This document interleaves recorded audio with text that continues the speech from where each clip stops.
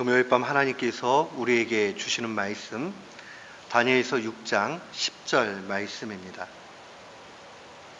다니엘서 6장 10절 말씀.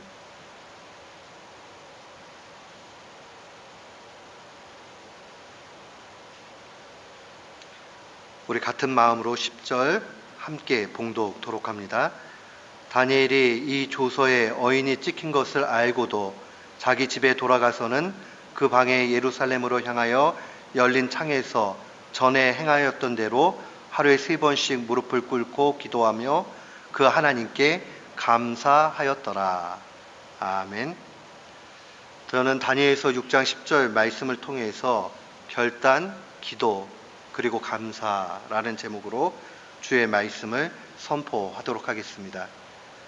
우리가 하나님의 말씀을 읽다 보면 하나님의 말씀이 언제나 균형이 잡혀 있다 하는 것을 보게 됩니다.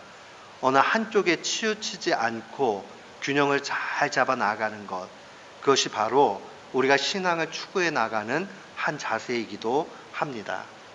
우리가 참된 믿음을 갖게 되면 우리 앞에 있는 수많은 문제들, 해결하기 어려운 상황들, 이 모든 문제들을 해결받습니다.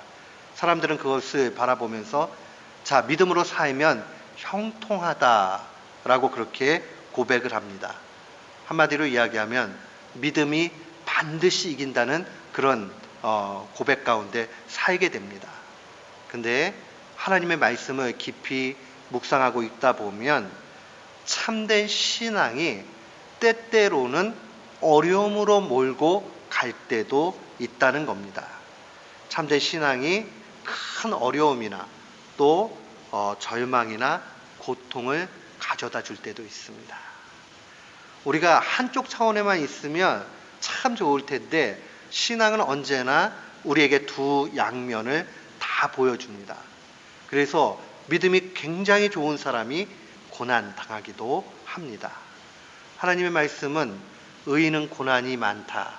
의인은 고난이 많으나 하나님께서 그 고난에서 건져주신다라고 그렇게 증거합니다. 그런 의미에서 보면 우리가 신앙 좋아도 고난 당하는 것 참 억울할 것 아니다 하는 것을 보게 됩니다. 믿음은 고난까지도 통과하게 만듭니다. 우리 지난번에 주의 말씀을 통해서 분명히 봤습니다. 다니엘서만 봐도 다니엘과 세 친구들이 엄청난 믿음의 사람들이었어요. 그랬더니 하나님께서 포로로 끌려가게 만듭니다. 포로로 끌려갔는데 이들에게 큰 지혜를 줬어요. 그러고 나니까 그 포로된 그 곳에서 오히려 아주 높은 자리를 얻게 됩니다. 우리는 이쯤 되면 박수를 막 치지요. 야, 믿음 좋으니까 다 그렇게 됐다. 근데 여기까지는 참 좋아요. 근데 그 다음에 수많은 문제들이 나타납니다. 다니엘과 세 친구들이 당시의 왕이었던 느부갓네살 왕의 진미를 먹는 것, 이 문제를 놓고 그들이 뜻을 정해서 먹지 않기로 해요. 그러고 나니까 어려움에 빠집니다. 또 느부갓네살 왕이 금신상 만듭니다. 여기다 절하지 않으면 다 풀무불, 용광로에 쳐 집어넣는다고 얘기합니다. 그러나 세 친구들이 그 믿음을 흔들리지 않고 그대로 절하지 않아서 결국 용광로에 빠지게 돼요. 그러나 주님께서 특별한 은혜 가운데서 그들을 보호하시고 살려주십니다. 다니엘에게는 특별히 꿈을 해석할 수 있는 지혜를 주셨습니다. 꿈 잘 해석해서 그것으로 높아졌는데 거기까지만 가면 좋은데 이것으로 인해서 또 다른 어려움이 그에게 열립니다.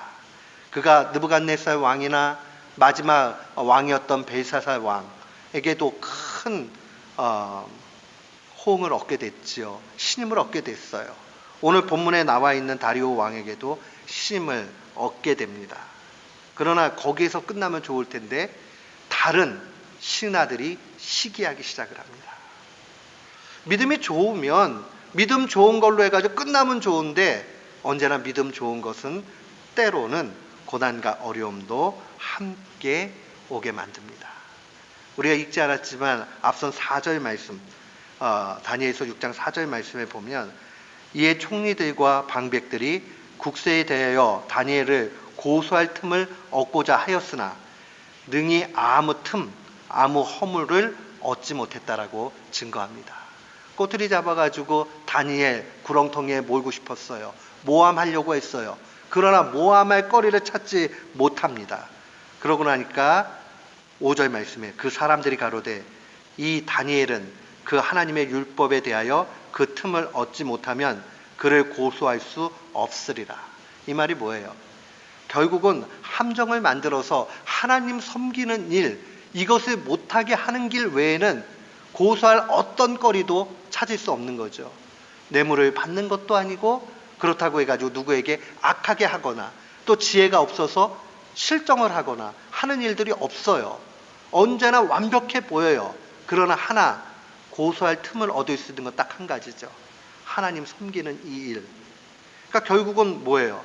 참된 믿음을 가지고 있으니까 다른 사람들에게 모함받는데 그 믿음 때문에 모함받고 있다는 것을 볼 수 있습니다. 그러면서 꾀를 내지요. 그리고 이 사람들이 의기투합해서 다리오 왕에게 가게 됩니다. 이제부터 30일 동안에 누구든지 왕 외에 어느 신에게나 사람에게 무엇을 구하면 사자굴에 던지십시다 라고 하면서 조서를 내리게 됩니다. 그리고 오늘 10절이 나타나게 되는 거예요. 10절 말씀 다시 한번 볼까요? 다니엘이 이 조서에 어인 왕의 도장이죠. 왕의 도장이 찍힌 것을 알고도 자기 집에 돌아가서는 그 방에 예루살렘으로 향하여 열린 창, 이것은 일부러 다니엘이 그렇게 만든 겁니다. 예루살렘 성은 하나님이 임재하는 처소였죠. 그는 고국을 사랑하는 마음뿐만 아니라 하나님을 갈망하는 마음으로 그 예루살렘 성을 향해서 창을 냅니다. 그리고 그곳을 바라보면서 하루에 3번씩 전에 행하였던 대로, 환경이 바뀌었지만 이렇게 하면 자기가 죽음 가운데 몰릴 수 있다는 상황을 누구보다 잘 알지만 그의 믿음을 굽히지 않고 그대로 3번씩 기도했다라고 기록되어져 있습니다. 어인이 찍힌 것을 알고도 전에 행하였던 대로 기도했다. 다니엘 바보 아니잖아요. 다니엘 아주 똑똑한 사람이고 특별히 하나님 앞에 총명을 얻은 그 사람이 흔들리지 않는 것, 타협하지 않는 것, 그 한 가지가 바로 이 믿음이었습니다. 다니엘의 믿음을 깊이 묵상하면 한마디로 좀 요약할 수 있습니다. 다니엘서 1장 8절에 보니까 다니엘은 뜻을 정했다. 어린 시절부터 결단했다라는 여기에 그의 믿음의 모든 총체가 들어가 있다라고 볼 수 있습니다. 다니엘의 믿음의 중심은 확고한 결단이었고 그 결단 가운데 내용들을 가만 묵상해 보면 한마디로 그는 단순했습니다. 언제나요, 진리는요 복잡하지 않아요. 언제나 가치 있는 것은요 단순해요. 그래서 단순함이 가지는 그런 강력한 힘을 우리는 분명히 보게 됩니다. 우리 그러잖아요. 아주 대가들이 말하는 거 한번 잘 들어보세요. 쉽게 얘기하는데 딱 떨어지게 얘기를 해요. 그냥 확 오게 얘기해요. 근데 대가가 아닌 사람들은 우왕좌왕해요. 이것도 얘기했다가 저것도 얘기했다가 듣다 보면 무슨 얘기인지 하나도 모르겠어요. 근데 진짜 대가들은 한두 문장으로 모든 것을 딱 얘기해버리죠. 다니엘이 그런 사람이었어요. 복잡하지 않았어요. 언제나 마음을 단순하게 먹었습니다. 아하, 나는 일평생에 하나님 배반하지 않겠다. 하나님 뜻대로 살겠다. 어떠한 상황이 놓여져도 그렇게 살겠다라고 결단을 했습니다. 뜻을 정했지요. 그러고 나니까 흔들리지 않습니다. 혹자들이 이야기할 때 성경 다음으로 많이 팔린 책이 바로 토마스 아켄피스라는 분의 그리스도를 본받아라는 책입니다. 이 책에 보면 이런 내용이 나와요. 이 아켄피스가 고백하기를, 아주 영성이 깊은 사람이었거든요. 이 사람이 이런 얘기했어요. 얼마만큼 결단하느냐에 따라서 영적 성장의 크기가 결정됩니다. 언젠가 제가 신학교 다닐 때 우리 교수님이 그런 얘기 했어요. 순교를 고민해보고 죽음이 무엇인지 깊이 묵상한 사람만이 진짜 그 상황들이 될 때 순교할 수 있다 얘기했어요. 그러니까 그만큼 복잡해지죠. 우리가 죽음을 앞두게 되고 뭐가 막 이렇게 되면 막 혼란해져요. 그런데 언제나 무언가를 깊이 단순하게 마련한 사람, 그 사람은 영적인 크기가 아주 엄청나게 크게 되어 있습니다. 얼마만큼 결단하느냐가 그 사람의 영성을 좌우합니다. 이 얼마만큼 결단하느냐 할 때 큰 결단, 그것은 어디에서 나오느냐? 단순함에서 나옵니다. 영적으로 깊은 분들, 신앙이 좋은 분들 보면요, 복잡하지 않아요. 언제나 단순해요. 그리고 그 단순함 가운데 엄청난 내공이 있는 것을 분명히 발견합니다. 사람은 복잡할 때 흔들리고 복잡할 때 바보 같은 결정을 합니다. 단순할 때 그때 진짜 힘이 나타납니다. 보면 어린 시절에는 작은 어려움이 오게 되면 어떻게 해야 될지 몰라서 막 팔팔 뛴단 말이에요. 근데 인생을 조금 겪고 또 삶의 연륜이 쌓이고 지혜가 있고 신앙 가운데 가고 자꾸 그러다 보면 웬만한 일들에 관해서 그다지 흔들리지 않는 것을 보게 됩니다. 세상 사람들도 그래요. 하물며 믿음 가운데 믿음의 지혜가 있는 사람, 그 단순함, 그 가운데 있는 사람은 결단코 흔들리지 않는 것을 볼 수 있습니다. 한때 그 영성에 대한 연구들을 한 것을 제가 신대원 다닐 때에 대학원에서 공부를 한 적이 있어요. 그때 이제 기독교 역사에 있어서 영성들을 쭉 역사적으로 살피는 과목이었는데 그때 내린 결론은 이거였습니다. 영적 고수들, 아주 영적으로 이 성숙한 분들은 한마디로 단순하게 결정한다라는 공통점을 보게 됐습니다. 복잡한 것은 하수로 갈수록 복잡해요. 온갖 많은 생각이 있다. 그때는 우리 한번 생각해 봐야 돼. 내가 요즘에 뭐 하는데 생각이 너무 많아. 이게 아직 내가 영적으로 덜 성숙한 겁니다. 영적으로 성숙해지고 성숙해지면 자꾸 단순해지고 그 단순한 가운데 한 가지를 발견하게 됩니다. 사랑하는 성도 여러분, 단순함이 부족함이 아니라 단순함이 분명히 강력함이다 하는 것을 우리 삶 가운데 경험하는 귀한 교우들 되시기를 축원합니다. 아멘. 17세기 프랑스의 이 영적인 흐름을 아주 잘 이렇게 이끌어 갔던 그러한 사제가 한 분이 있습니다. 페넬롱이라는 그러한 분인데 이분이 그리스도인의 완전이라는 책을 썼어요. 근데 거기서도 이런 얘기를 해요. 당신이 많은 일로 염려하는 것은 하나님께 모든 것을 포기함으로써 파생되는 은혜들을 받아들이지 않기 때문입니다.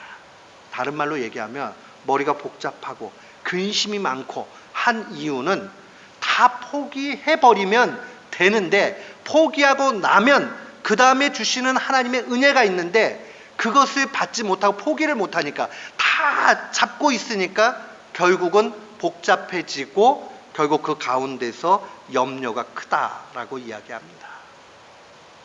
생각이 많으면 그 많은 생각 속에서 좋은 결정을 할 것 같지만 세상 사람들도 알아요.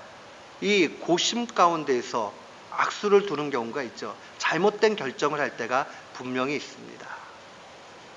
언젠가 제가 설교 중에 말씀드렸어요. 아프리카에서 원숭이 잡는 법 아주 단순합니다. 입구가 작은 아주 작은 건 아니고 주먹 하나가 들어갈 수 있는 그런 항아리에다가 바나나 집어넣는답니다. 그러고 나면 이 원숭이란 놈이 가가지고 바나나를 좋아하니까 얼른 잡는데요. 근데 잡았으면 그 다음에 빼려고 그러는데 이 바나나가 크니까 입구에서 안 빠져요. 그럼 가가지고 사냥하면 된답니다. 그럼 우리 같으면 그거 빨리 놓고 도망친다고 생각을 하는데 이놈이 집착하니까 그게 안 되는 거예요. 그러니까 손에다가 항아리를 끼고 나무를 타겠어요? 어떻게 도망가겠어요? 그러니까 그냥 단번에 잡혀버리는 거죠. 마치 우리가 그거 바라보면서 저 원숭이라는 녀석 저거 참 미련하다라고 그렇게 손가락질 하지만은 우리의 삶 가운데 이럴 때가 종종 나타난다는 겁니다. 다 내어놓고 단순해지고 주님 앞에 좀 맡기고 가면 되는데 그러지 못하는 거죠. 모든 근심 걱정을 내가 다 가지고 그 다음에 가려고 하는 거예요. 다니엘 그런 사람 아니었습니다. 앞에 어떠한 큰 문제가 내려오던지 간에 그거에 대해서 별로 개념치 않았어요. 신경 쓰지 않았어요. 단순했죠. 나는 그냥 하나님을 향한 믿음 지키며 살겠다. 믿음 잘 지켜서 어려움이 오던 그 문제가 해결돼서 형통하던 상관없이 단순하게 가는 것. 그 단순함 중심은 단 한 가지였어요. 하나님만 의지하겠다. 오늘 우리가 먼저 우리의 삶 가운데 정말 마련해야 되는 한 가지가 있다면 그것은 바로 결단하는 일이요. 단순하게 결단하는 겁니다. 오늘 이 밤에 단 한 가지만 결정하세요. 그건 뭐냐? 하나님만 의지하겠다. 하나님 앞에 맡기겠다. 우리가 과학도 발전하고 모두 뭐 이렇게 잘 되고 그러면 거기에서 뭔가가 대단히 있을 거라고 생각을 하지만 결국 그 대단한 일들도 한계에 부딪힌다는 것을 누구보다 잘 압니다. 제가 말씀드렸잖아요. 제가 아는 목사님 있는데 외동아들이에요. 그리고 왜 외동아들인가 이렇게 보니까 원래 형이 있었는데 어린 시절에 하나님이 일찍 데리고 갔어요. 근데 그 집 부자였어요. 그때 어린 나이였지만 그 목사님 깨달은 게 있답니다. 야, 인생 가운데서는 돈이 있어도 안 되고 또 그 가족들 가운데 의사 많이 있었답니다. 아주 훌륭한 의사 있어도 안 되고 결국 돈, 그 다음에 의술, 뭐 모든 조건이 있어도 하나님이 허락 안 하면 안 되는구나 하는 걸 어린 나이 때 깨달았대요. 그 정도 깨달으면 성각자죠. 일찍 깨달았으니까 훌륭하잖아요. 똑같습니다. 우리가 일찍 깨달을 수 있어야 돼요. 단 한 가지. 우리의 인생 모든 문제가 하나님 손에 달려있다라는, 그래서 하나님 앞에 모든 것을 맡겨야 된다는 이 믿음의 결단이 요구됩니다. 이 밤에 우리 모두가 저를 포함해서 이 단순한 결단 가운데 나아가기를 주의 이름으로 축원합니다. 아멘. 또한 이 결단이 있고 난 이후에 우리가 결단하고 나면 단순함 가운데 살겠다, 하나님 앞에 맡기겠다 하면 그 다음에 삶 가운데 나타나는 한 가지가 있습니다. 결단이 된 사람에게 언제나 나타나는 한 가지가 있어요. 그것은 바로 하나님 앞에 기도하는 일입니다. 결단하고 나면요, 그 다음에는 상대를 누구에게만 해야 돼요? 하나님과 상대하는 거죠. 그러면 하나님 앞에 기도할 수밖에 없어요. 그래서 하나님 앞에 지혜를 얻어서 어떻게 하라는 거에 따라서 순종해 나가기만 하면 됩니다. 다니엘도 마찬가지였죠. 10절에 보니까 자기 집에 돌아가서는 그 방에 예루살렘으로 향하여 열린 창에서 전에 행하였던 대로 하루에 3번씩 무릎을 꿇고 기도했다. 그건 단순하죠. 이거 큰일 났네. 이거 어떡하지? 하나님을 섬겨야 되나? 아니면 문을 꽁꽁 닫고 나 몰래 그냥 기도해야 될까? 아니면 주님 오늘은 좀 죄송 이러고 가야 될까? 아니면 안 보는 데서 눈을 뜨고 지나가면서 기도하면 기도하는 걸로 인정해 주실까? 수많은 갈등들을 할 수 있잖아요. 종종 한국에 가서 이렇게 있으면은 음식점에서 기도하고 먹는 친구들이 있는데 그 가만 보면은 여러 가지 모습들이 보입니다. 어떤 친구들은 탁 해가지고 자세를 잡아가지고 간절히 기도한 친구가 있고요. 또 어떤 친구들은 보면 나무젓가락을 이렇게 뜯으면서 눈을 기도하고 그 다음에 창피하니까 그런 친구들도 있고, 어찌되었던지 간에 여러 가지 생각이 가질 수 있어요. 그러나 다니엘은 아주 단순했어요. 상관없다. 전에 행했던 대로 나는 똑같이 하나님 앞에 기도하리라 라고 결단을 내리고 갑니다. 이 다니엘의 영성은 예수님의 모습 가운데서도 동일하게 발견이 됩니다. 예수님도 친히 이 땅 가운데 계실 때에 이러한 모습을 동일하게 보여주셨어요. 누가복음 5장으로 오게 되면 누가복음 5장 15절로 16절에 이렇게 증거가 되어 있습니다. 예수의 소문이 더욱 퍼짐에 수많은 무리가 말씀도 듣고 자기 병도 고침을 받고자 하여 모여오되 예수는 물러가사 한적한 곳에서 기도하시니라. 예수님이 병자 고친다. 그의 가르침이 뛰어나다. 그는 이적을 행한다. 젊은 예수님에 대한 열광주의가 생겼습니다. 그러니까 사람들이 자기 병도 낫고 또 궁금한 것도 좀 알고 싶고 하니까 예수님 앞에 막 몰려왔어요. 그러나 예수님은 아주 단순했죠. 예수님 누구보다 연약한 사람들 사랑하셨고 또 불쌍한 사람들 보면 외면하는 분 아니셨어요. 그럼에도 불구하고 단순하셨죠. 또 때로는 이러한 상황들을 피해서 한적한 곳에 가서 하나님 앞에 기도하는 일들, 그 일을 방해받지 않았습니다. 예수님도 단순한 삶을 사셨습니다. 얼마든지 그들과 더불어서 시간을 가질 수 있지만 먼저 하나님과의 그 교제하는 시간을 귀하게 여기셨습니다. 그리고 모범을 보여주셨죠. 마지막 주님의 그 모습들을 보면 누가복음 22장에도 이런 것이 나타납니다. 예수께서 나가사 습관을 따라, 이 습관을 따른다는 말은 언제나 훈련된 그 삶에 그냥 삶 속에 딱 묻어져 있는 그런 뜻이에요. 습관에 따라 감람산에 가심에 제자들도 따라갔더라.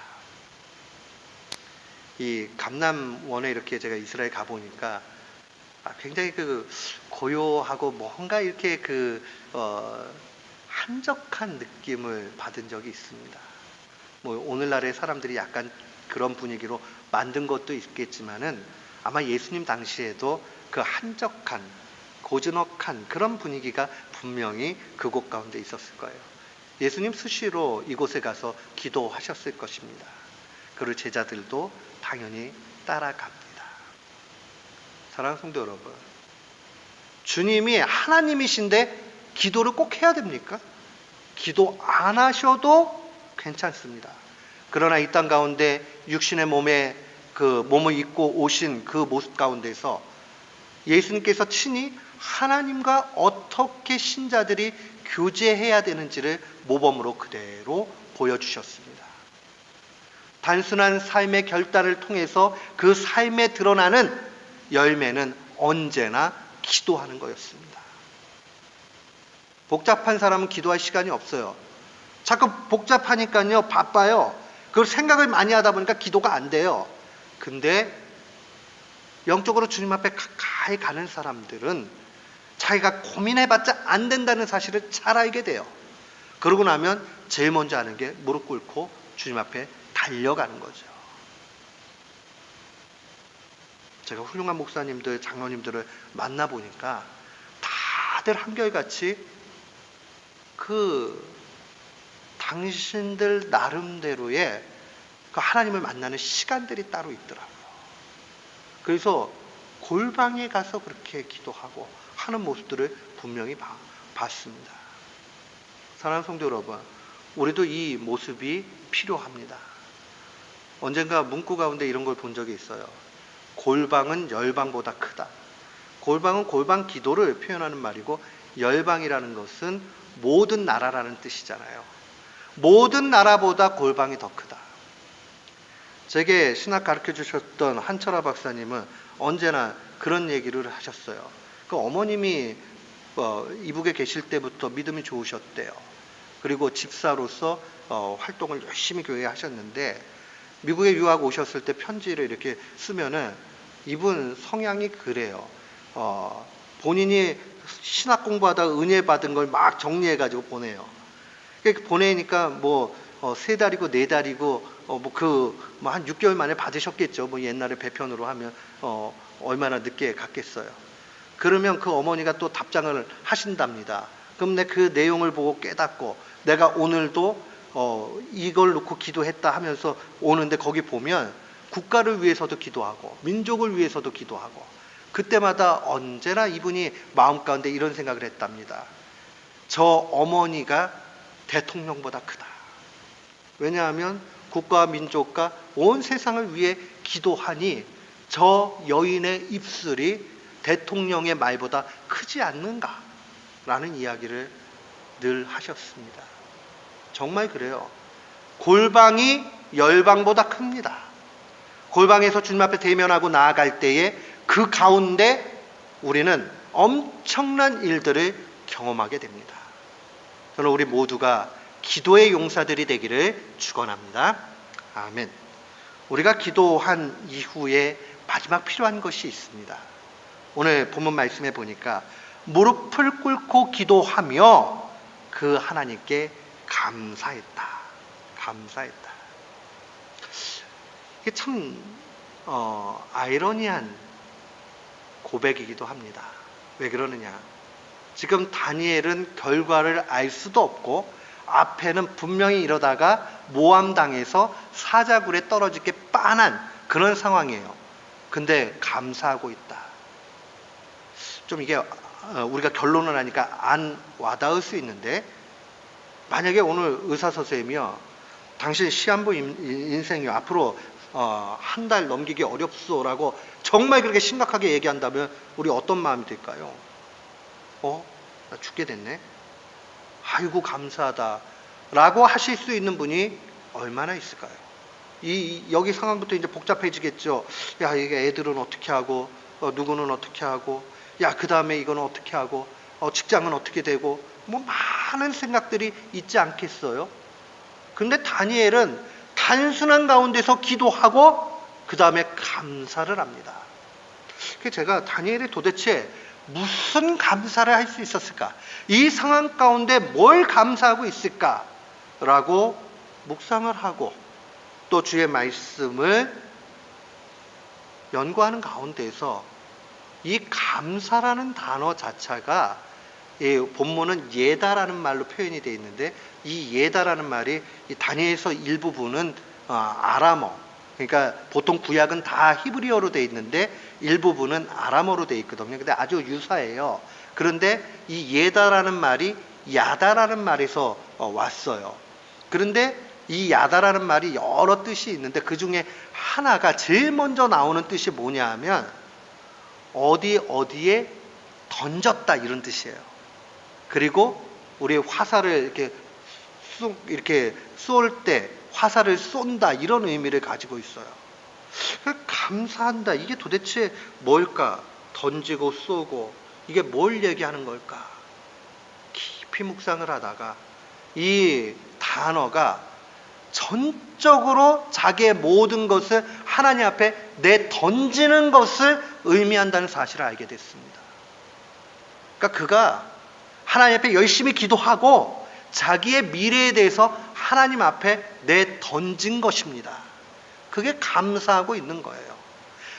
뭐든지 주의 뜻대로 되기를 원합니다라고 하고 맡겨버리는 겁니다. 그가 다니엘이 정말 중심에 실천하고 있는 감사의 내용, 전적으로 맡겨버리는 거죠. 그렇구나. 우리가 믿음 가운데 결단하고 기도했으면 그 다음에 결과는 모두 하나님 앞에 맡기는 겁니다.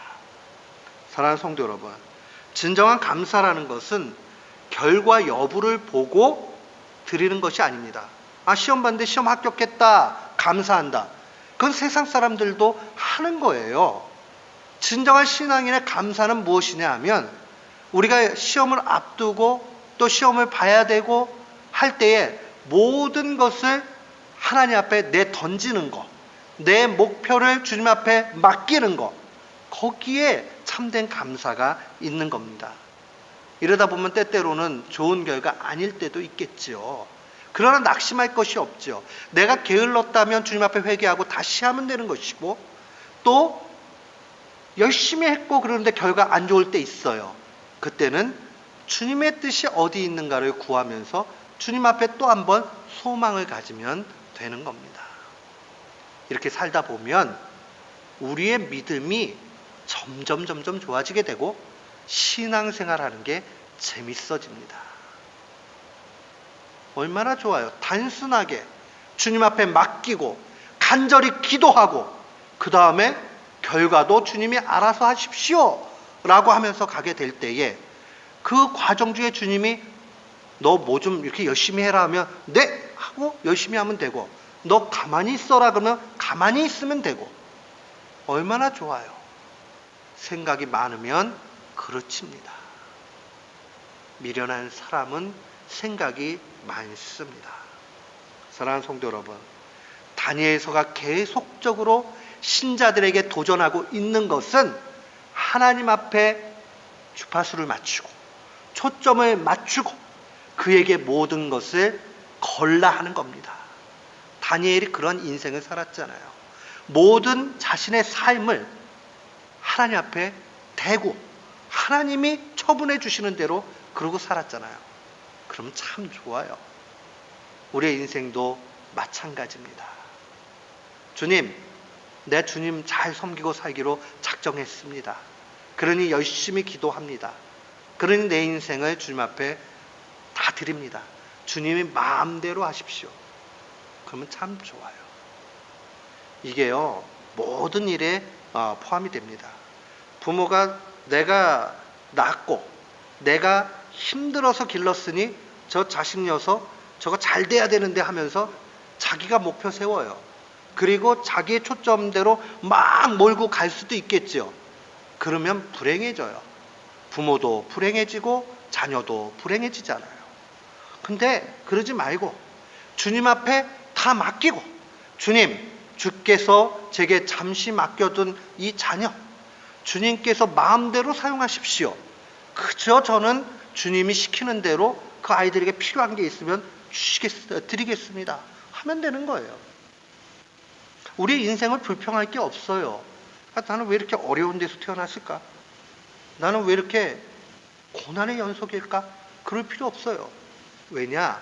그 고난과 어려움을 통해서 하나님이 함께 하시니 또 하나님을 경험할 수 있으니까 그 좋은 거예요. 하지만 부자라고 하루에 10끼 먹는 거 아니더라고요. 보니까 다 똑같이 3끼 먹는 거 똑같고, 어떨 때는 부자들 보니까는 바빠가지고 먹지도 못해요. 그래서 안 먹어도 사는가 그랬더니 배고픈데 시간이 없어서 못 먹는데요. 그럴 바에는 부자 안 하는 게 낫겠더라고요. 사랑하는 성도 여러분, 우리가 다 감사함으로 받으면, 전적으로 하나님 앞에 맡기면 버릴 것이 없어요. 나 건강이 좀 약하다. 괜찮아요. 건강이 약하면요, 그 다음에 하나님을 더 잘 의지합니다. 이게 힘이 세고 이럴 때는 기도 안 해요. 젊을 때는 기도를 많이 안 해요. 왜냐하면 자기가 마음대로 할 수 있으니까. 근데 약해지고 그러면 일단 주님 앞에 더 많이 겸손해지고 또 하나님 앞에 자꾸 의지하게 되잖아요. 그것도 약해지는 것도 따지고 보면 얼마나 감사한 일입니까? 연세가 드셨는데 너무 아직도 혈기도 있고 그러면 좀 덕스러워 보이지 않잖아요. 그래도 연세가 좀 드시면 인자하고 사랑이 많아지고 이러면은 좀 약해지는 그 가운데 안쓰러운 면도 있지만은, 그러나 또 인자해서 좋은 것 있잖아요. 사랑하는 성도 여러분, 우리가 하나님 앞에 모든 것 감사함으로 받고 그 다음에 모든 초점을 그에게 맞추십시다. 오늘 주의 말씀에 도전하는 것, 결단하고 기도하고 그리고 감사하는 것, 그거 주님이 우리에게 요구하시는 거예요. 오늘 이 말씀 마음에 간직하면서 우리의 일생을 이 다니엘이 도전하는 이 말씀 그대로 살아가는 귀한 교우들 되시기를 축원합니다.